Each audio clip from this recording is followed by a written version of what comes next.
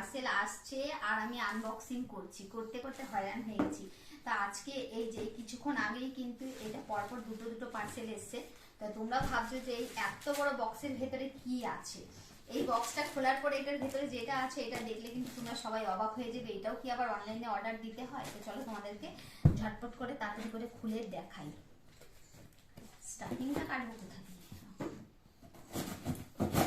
এটাও নাকি আবার অনলাইন থেকে লোকে অর্ডার দেয়। তাড়াতাড়ি না খুলতে পারলে তো মুশকিল।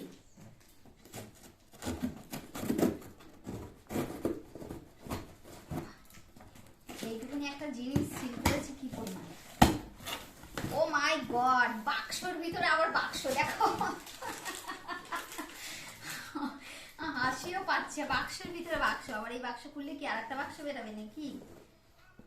কেমন জবরদস্ত সিল করেছে এই ছাতাটা।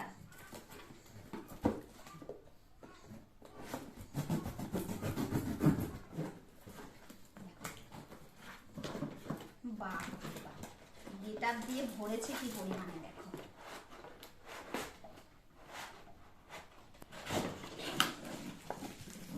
এই দেখো, এটা কি বলো তো?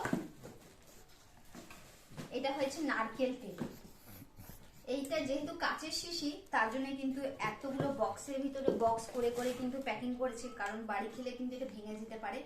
আর এই যে দেখো ঠান্ডা পড়ে গেছে, কিন্তু এই নারকেল তেলটা কিন্তু একদম এখনো লিকুইডের মধ্যেই রয়েছে। দেখতে পেয়েছো? নারকেল তেল অনলাইনে অর্ডার দিই আমরা।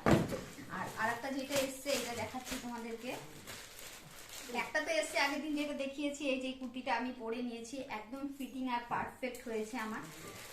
এইখানে আবার আরেকটা এসছে, এটা কেমন এসছে জানি না। বা এটার কোয়ালিটিটা খুব ভালো আসছে জিনিসগুলো, তো দেখতেই পাচ্ছ। এই যে এটাও খুব মানে ভালো এসছে।